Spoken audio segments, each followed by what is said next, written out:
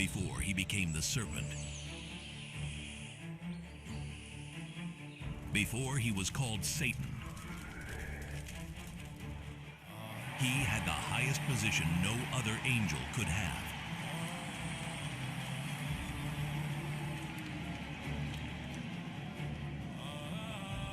Lucifer was God's personal guardian angel, standing closer to the throne than anyone else.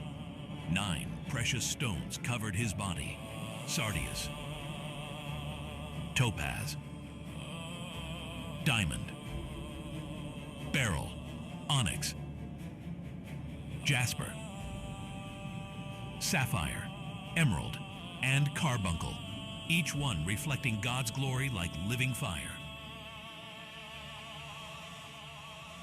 God made him heaven's worship leader with the most beautiful voice.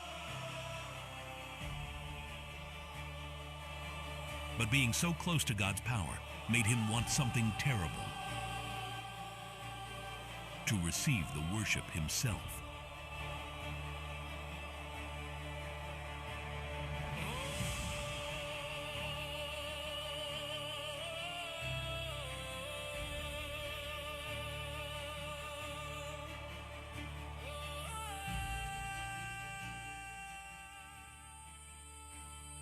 Before the sun ever burned, before the first star was born, before time had a name, there was heaven.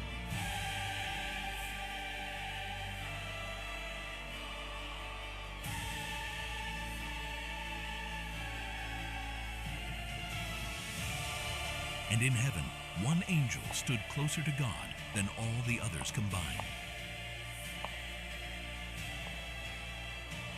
While millions of angels sang from distant halls, this one guarded the throne itself.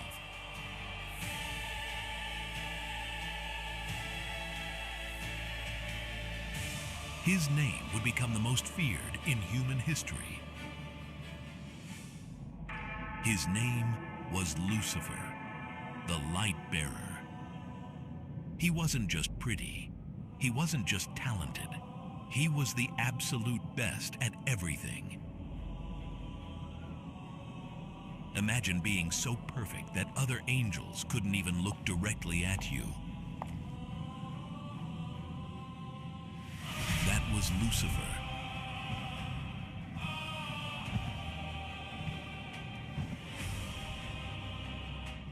God had created thousands of angels, millions maybe. Each one had a job. Some carried messages. Others guarded holy places. But God gave Lucifer the most important job of all.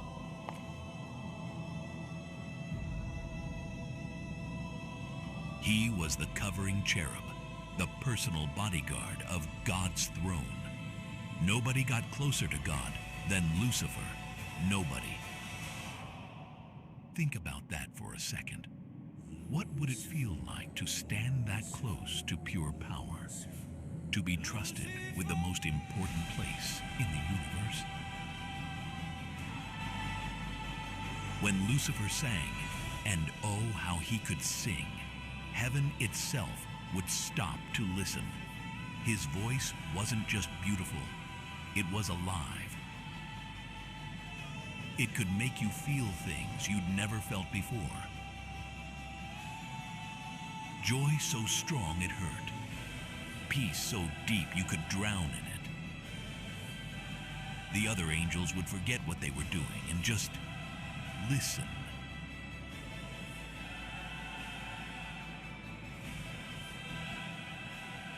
His body was covered with 9 precious stones that don't even exist on earth. Each one caught God's light and threw it back in colors that would make rainbows look gray.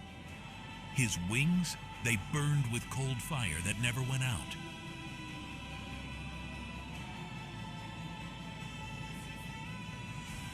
When he walked, light followed him like a loyal dog. Perfect. That's the only word for it. 0 mistakes, 0 flaws, 0 problems. Or so everyone thought. But perfection was becoming poison. Every day, Lucifer noticed things, how the other angels bowed when he passed, how they whispered his name with awe, how even Michael, the great warrior, stepped aside when Lucifer approached. See, Lucifer had everything. Beauty that could blind you, power that could break you, music that could control you. But he had to use all of it to serve someone else, to worship someone else. He was the best servant in heaven, but still a servant. Now imagine you're Lucifer. You look around and see millions of angels bowing to you, copying you, wanting to be you. You hear them whisper about how amazing you are. You know you're the favorite, the special one, the morning star. But then you look up and there's still someone above you, always above you, forever above you. What would you think? What would you feel? What would you want?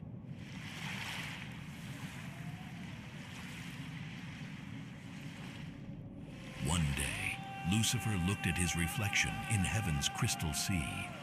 He saw his own glory shining back, and for the first time in eternity, a thought appeared. A thought so dangerous, so impossible, that there wasn't even a word for it yet. What if I didn't have to bow? The brightest angel was about to become the darkest enemy.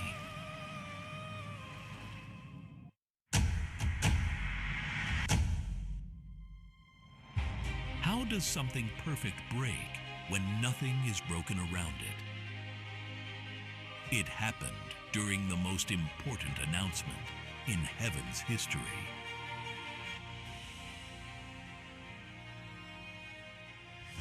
The day God revealed his plan for humanity.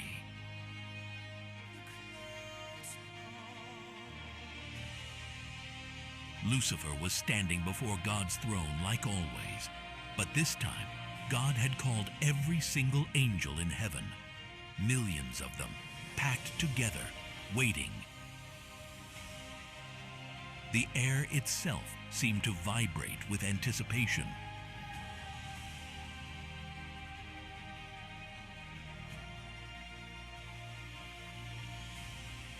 I'm going to create something new, God announced.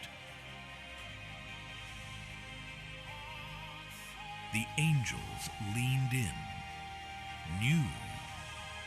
What could be better than heaven? What could be more perfect than angels? I will create humans. I will make them in my own image. Wait, what? In God's image?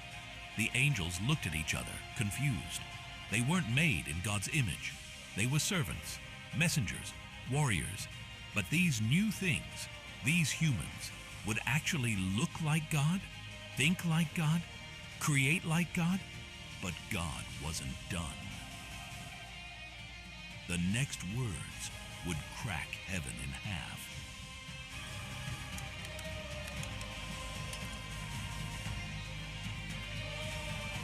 One day, my own son will become one of them. He would be born as a human baby, and through him they will rule over everything. Even angels will serve them. The words hit Lucifer like a slap. Serve them? Serve them? These creatures that didn't even exist yet? These things made of dirt and spit? He was supposed to bow down to mud? The other angels started singing, celebrating God's plan. But Lucifer, he stood frozen. His mind was screaming, number, no, no, no, No. No. He was the covering cherub. He was the morning star. He was perfect. Look at him, covered in jewels, wrapped in light, voice like thunder and honey mixed together. And God wanted him to babysit mud puppets?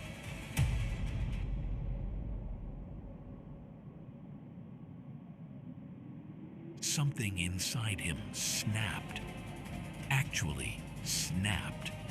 Like a perfect glass vase hitting concrete. For the first time ever, Lucifer felt something new. Something hot and ugly and powerful. It started in his chest like a tiny flame. Then it grew and grew and grew until it felt like he would explode.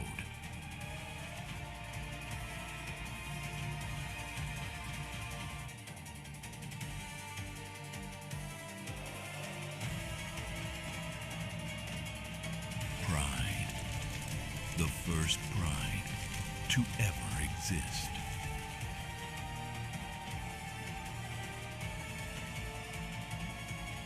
The feeling rushed through him like poison in his veins. It felt good, really good, like he'd been sleeping his whole existence and just woke up. Why should he serve anyone? Why couldn't others serve him? He was beautiful enough, powerful enough, smart enough. He looked around at the celebrating angels and thought, "You idiots, you're cheering for your own slavery."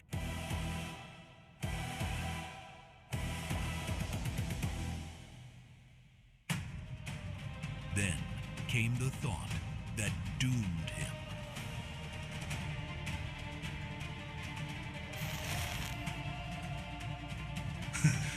I could run heaven better than God.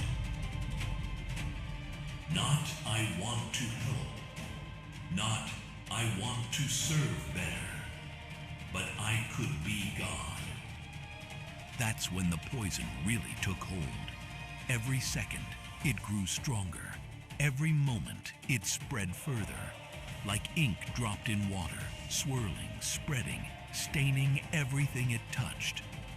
Lucifer smiled at the other angels. He sang with them. He pretended to celebrate. But inside, he was already planning, already scheming, already falling.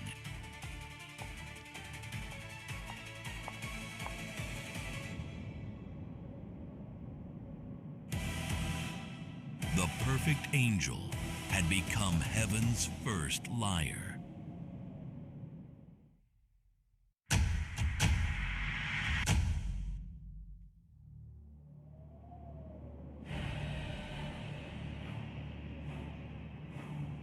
Imagine convincing a third of heaven to walk away from God himself. Lucifer did it in just 7 words. You deserve what God will not give. He didn't start with the powerful angels. Too risky. He started with the forgotten ones. The angels who cleaned. The ones who stood guard at empty gates. The ones whose names nobody knew.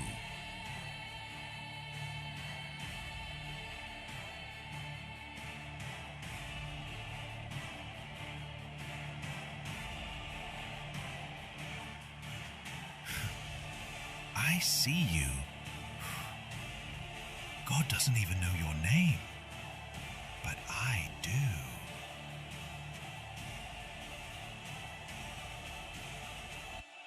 They'd look up, shocked that the morning star was talking to them. You deserve better. We all do.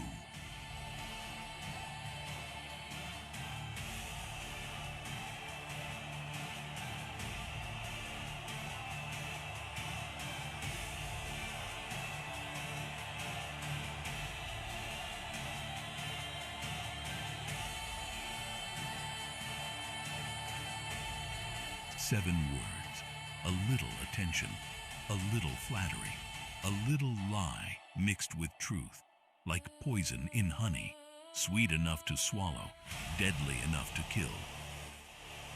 The whispers spread like wildfire. Lucifer's strategy was flawless. He never said rebel. He just asked questions. If God is love, why does he demand worship? If we have free will, why can't we use it? What is he hiding from us? Soon, angels were meeting in secret. Lucifer says we'll be gods ourselves. We'll have our own kingdoms, our own worship. Michael noticed first. The warrior angel saw groups scatter when he approached, heard conversation stop mid-sentence, felt the tension building like a storm about to break. Something's wrong, he told Gabriel. a very wrong. They tried to warn others, but Lucifer had already poisoned the well. Of course they're against us.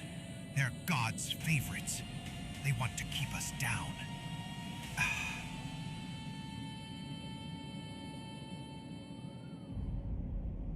Then came the choosing. Every angel had to decide. God or Lucifer, creator or creation, truth or lies.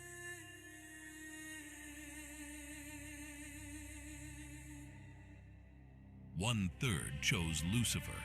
1 out of every 3 angels looked at God, who gave them life, purpose, everything, and said, We choose someone else.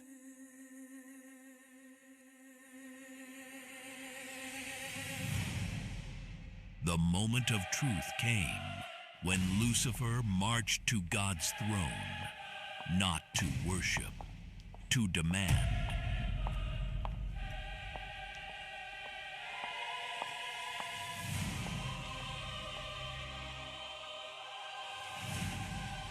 I will ascend to heaven. I will raise my throne above God's stars. I will be the Most High. The words shattered heaven's peace like glass breaking. War erupted instantly. And what a war! For the king! He cried. God's armies answered. Lucifer pulled darkness itself into a blade. For freedom! And the rebels charged.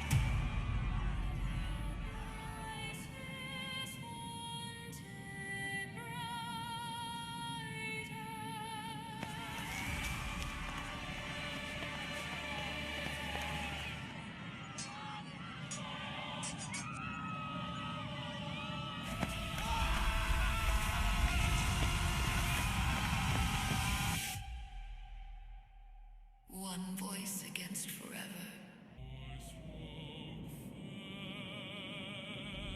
Heaven shook. Angels who had sung together now tried to destroy each other. Swords of light crashed against shields of shadow. Wings that once danced now struck like hammers. The sound was terrible, like the universe itself was screaming.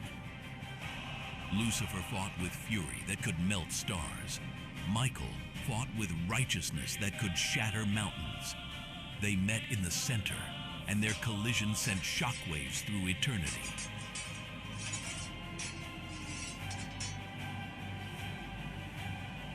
But you can't beat God, not even close. The rebels fell one by one, their light fading, their beauty twisting. And Lucifer?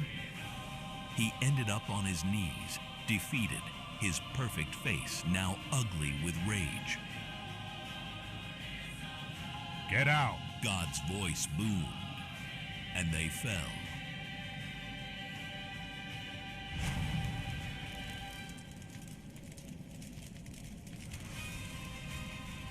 One-third of heaven's angels falling into darkness.